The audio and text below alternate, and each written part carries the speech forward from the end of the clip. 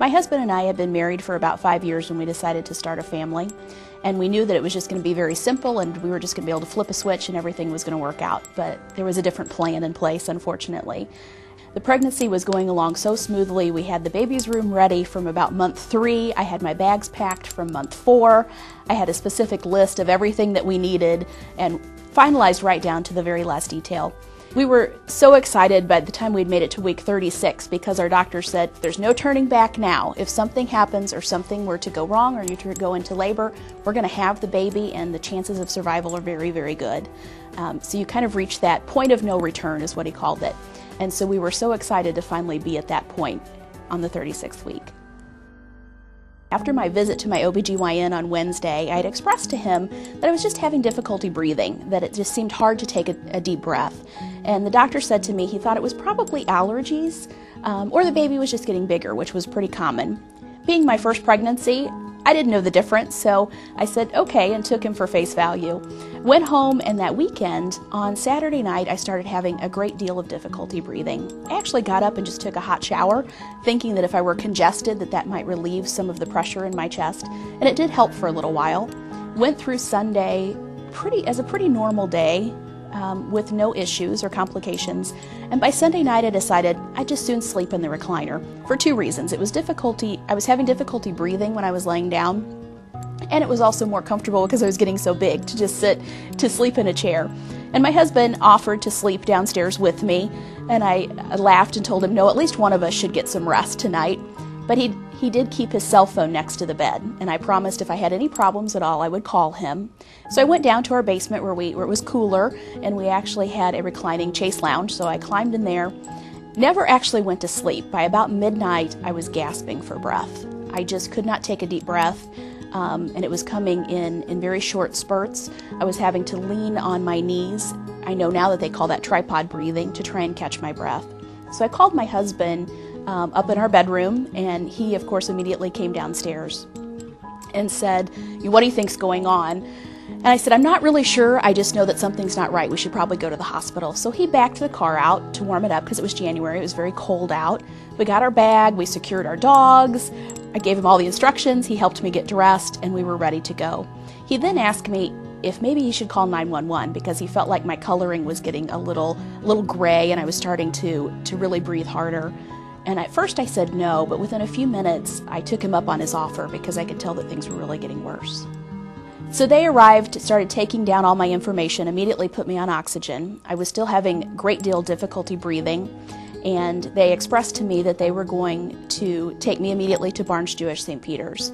They asked me if I could get myself onto the gurney to be loaded into the ambulance, and I said yes. And so I would like to say I hopped right up there, but I was 36 weeks pregnant, so that didn't happen.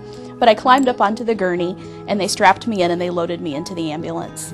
I remember as the ambulance driver was putting me in the back of the ambulance, I looked at him and said, "Please don't let my baby and I die. Something's not right here." And he said, "No, ma'am, we're not going to. We're going to take good care of you." And at that point, I went unconscious. So that's the last thing I really remember about the whole incident. From what I've been told and what I've read in the medical record, I was then transported to Barnes-Jewish St. Peter's, where I was taken to the emergency room and greeted by Dr. Reed and his staff. And immediately they intubated me or put me on a ventilator because my breathing was so labored. They decided then that the baby was in distress, and they took us up for a C-section, an emergency C-section. At that point in time, my husband was greeted by one of the intensive care doctors who told him that she didn't really know at this point what was going on with me. She just knew that I was gravely ill. And then she looked at him very clearly and said, and I even read this in the medical record, "I don't know what's wrong with your wife at this point, but I know that she's very critical. I would suggest that you call your family and ask them to get here because I don't think she's going to live through the night." From what I understand, during the C-section, Claire when Claire was born, she was not breathing. When I read through the medical record, it says that her APGAR scores were actually 0 at the time of delivery, and they described her as being limp. As you continue to read the medical record, you find that she was not breathing for almost 30 minutes, and they continued to resuscitate her and do CPR. From what I understand, From stories that I was told later by some of the nurses that were helping in the emergency room that night and had gone up to help perform the C-section, they actually baptized Claire. What we chuckle about now is that she was actually, I think, baptized 3 times in that room, because every nurse who came in would actually perform a baptism. After about 30 minutes of resuscitation, they were getting to the point of calling it and deciding that there was nothing else they could do.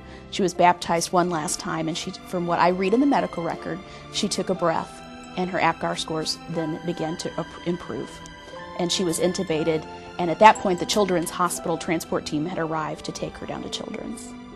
I spent the next 7 days in the intensive care unit at Barnes-Jewish St. Peter's. I was intubated majority of that time, and most of that time was in a chemically induced coma to keep me calm while I had the ventilator in.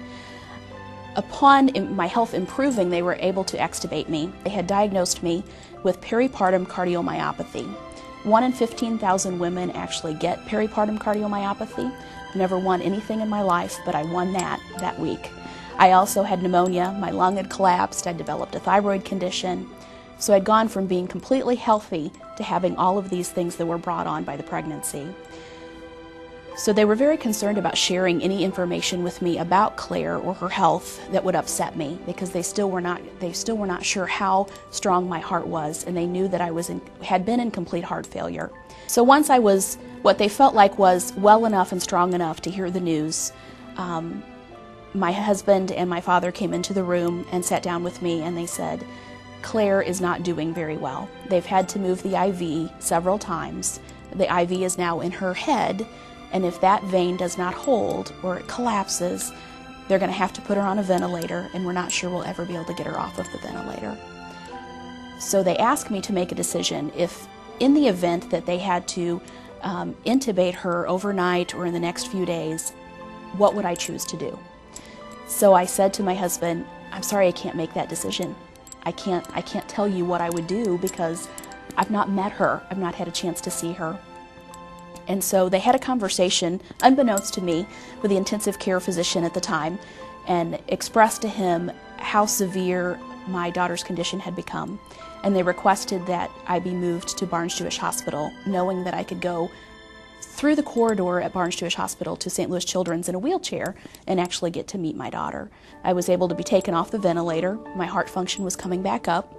While I was still very sick, I was going to be able to go out of intensive care, and they made the decision at that point to move me down to Barnes-Jewish Hospital. And so I was taken by ambulance and transferred downtown, where I was placed in a room, and then shortly thereafter got to go by wheelchair to meet my daughter. So they took me into the intensive care unit there at Children's, showed me how to wash my hands, do everything that I needed to do, and my husband pointed to the bed and said, "There's your daughter." She was fussing and kind of looking around, and my husband helped me from my wheelchair. I walked around to the other side of the bed. She was actually looking the opposite way, and I placed my hand on her chest, and I said, "Honey, Mommy's here." And she looked up at me, and she immediately stopped crying, and I could have swore she smiled. That's probably not even possible at that young, but I'm sure that she did. From that point on, Claire's health just began to improve. I visited her every day for the next 42 days, which was the time that she was in the NICU, and we never had to make any more major decisions about her care or what was going to need to be done. I just believe so strongly now that there is such a bond between a mom and a baby. Thanks to my care at Barnes-Jewish St. Peter's and Claire's care at St. Louis Children's Hospital, we are both doing very, very well. Unfortunately, because of the lack of oxygen at birth, Claire did get diagnosed with cerebral palsy. She does not sit or stand or crawl or walk on her own, but cognitively and socially, she's a brilliant little girl, even if I say so as the mother myself. She's doing very, very well. She's actually attending daycare across the street here from Barnes-Jewish St. Peter's at United Services, and so getting her therapy there, and she works with a physical therapist, an occupational therapist, speech therapist every week, and she's just a very happy and bright little girl. You know, starting out my career at Barnes-Jewish Hospital, it was so easy to brag about all the wonderful things we do there.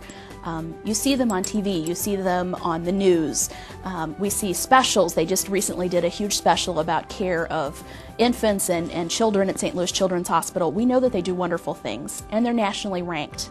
And so it's very easy to tell about the wonderful stories, but I think so many times our community hospitals get left out of that. And even so much for me, as being a recruiter who tells the great stories about our community hospitals every day, Barnes-Jewish St. Peter's Hospital and the staff there saved my life. They did an amazing job with my care. They truly were very compassionate, they were very caring, and they had the skills that it took, and they were wonderful to me and my family. So many times we don't talk about the miracles that happen at the community hospitals because they don't do transplants and they don't do all of those maybe cutting edge things, but they are saving lives every day, and they truly saved mine and Claire's life that night.